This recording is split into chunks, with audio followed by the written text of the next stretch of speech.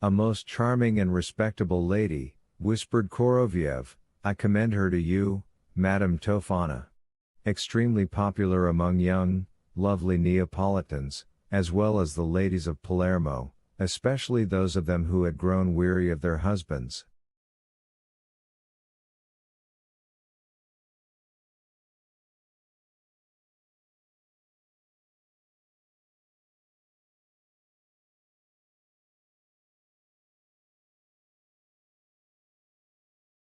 "It does happen, Queen, that one grows weary of one's husband." "Yes," Margarita replied in a hollow voice, smiling at the same time to two tailcoaters who bent before her one after the other, kissing her knee and hand.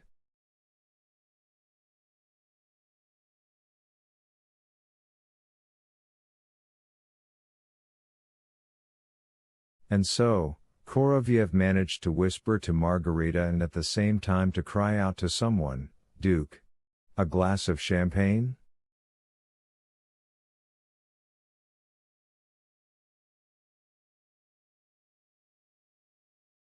"I'm delighted."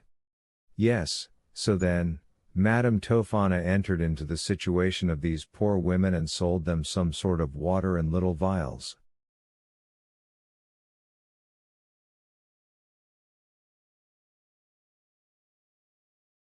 The wife poured this water into her spouse's soup, he ate it, thanked her for being so nice, and felt perfectly well.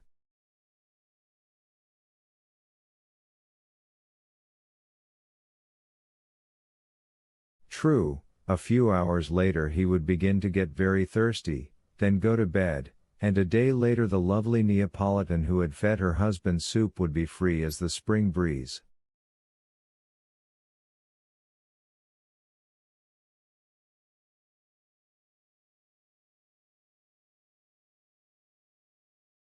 "But what's that on her foot?" asked Margarita, tirelessly offering her hand to the guests who came ahead of the hobbling Madame Tofana. "And why that green band?"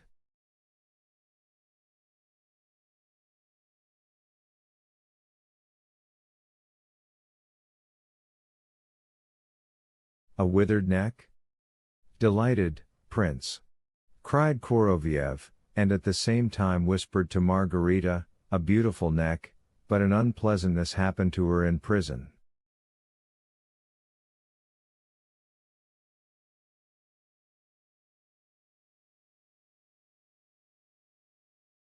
"What she has on her foot, Queen, is a Spanish boot, and the band is explained this way. When the prison guards learned that some 500 ill-chosen husbands had departed Naples and Palermo forever, in the heat of the moment they strangled Madame Tofana in prison."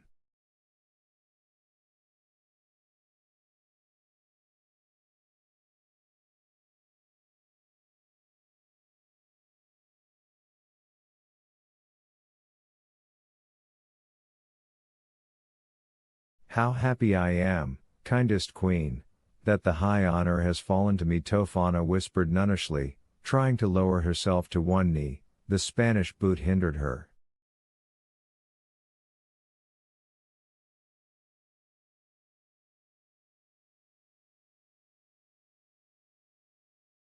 Koroviev and Behemoth helped her up.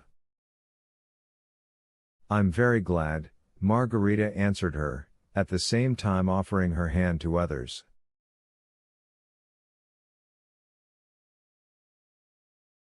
Now a steady stream was coming up the stairs from below. Margarita could no longer see what was going on in the front hall. She mechanically raised and lowered her hand and smiled uniformly to the guests. There was a hum in the air on the landing. From the ballrooms Margarita had left, music could be heard, like the sea.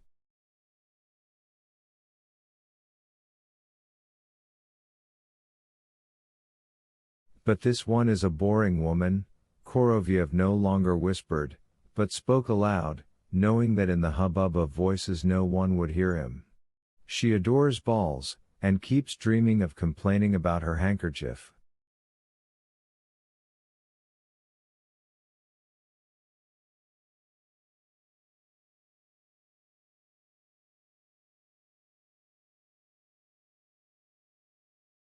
Margarita's glance picked out among those coming up the woman at whom Koroviev was pointing.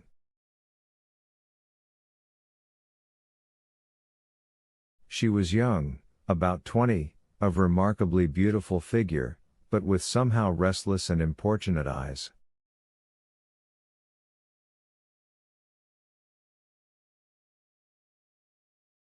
"What handkerchief?" asked Margarita. "She has a chambermaid assigned to her," explained Koroviev, who for 30 years has been putting a handkerchief on her night table during the night.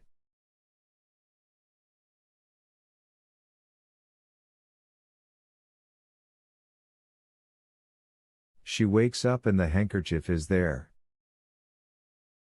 She's tried burning it in the stove and drowning it in the river, but nothing helps. "What handkerchief?" whispered Margarita, raising and lowering her arm. "A blue-bordered one. The thing is that when she worked in a cafe, the owner once invited her to the pantry, and 9 months later she gave birth to a boy, took him to the forest, stuffed the handkerchief into his mouth, and then buried the boy in the ground.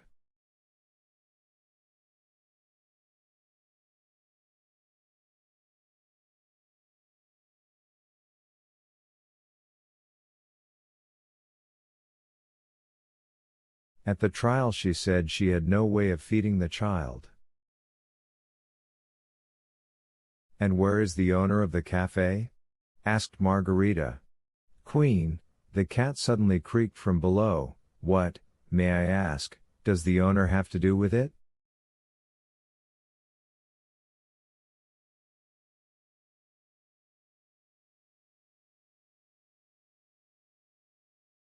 "It wasn't he who smothered the infant in the forest." Margarita, without ceasing to smile and proffer her right hand, dug the sharp nails of the left into Behemoth's ear and whispered to him.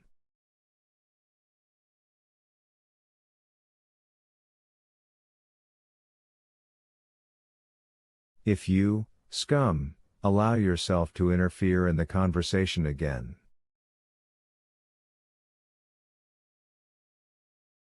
Behemoth squeaked in a not very ball-like fashion and rasped. "Queen, the ear will get swollen. Why spoil the ball with a swollen ear?" "I was speaking legally, from the legal point of view. I say no more, I say no more. Consider me not a cat but a post, only let go of my ear."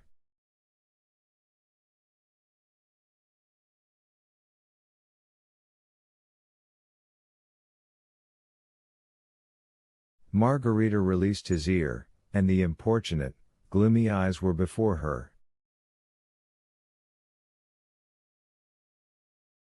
"I am happy, Queen Hostess, to be invited to the great ball of the full moon."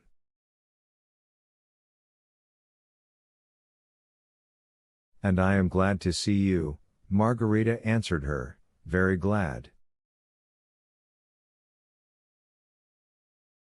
"Do you like champagne?" "What are you doing, Queen?" Koroviev cried desperately but soundlessly in Margarita's ear. "There'll be a traffic jam."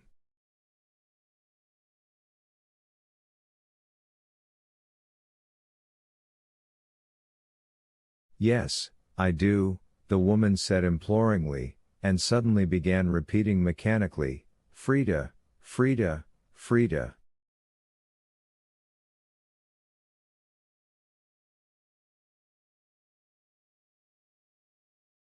"My name is Frida, Queen." "Get drunk tonight, Frida, and don't think about anything," said Margarita. Frida reached out both arms to Margarita, but Koroviev and Behemoth very adroitly took her under the arms and she blended into the crowd.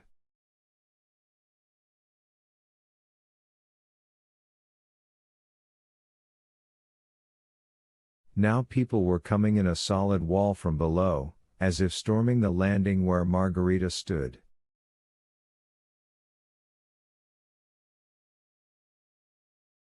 Naked women's bodies came up between tail-coated men.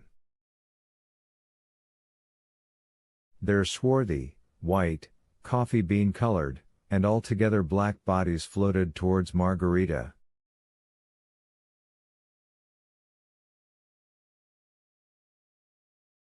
In their hair, red, black, chestnut, light as flax, precious stones glittered and danced, spraying sparkles into the flood of light.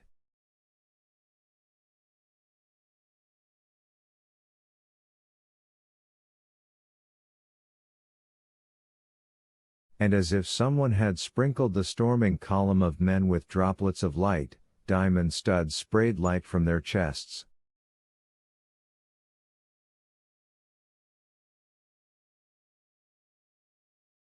Every second now Margarita felt lips touch her knee, every second she held out her hand to be kissed, her face was contracted into a fixed mask of greeting.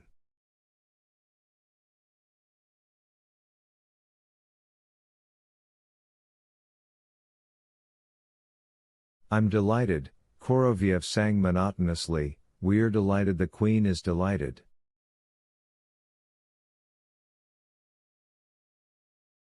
The Queen is delighted, Azazello echoed nasally behind her back. I'm delighted. The cat kept exclaiming. The Marquise muttered, Koroviev poisoned her father, 2 brothers and 2 sisters for the inheritance.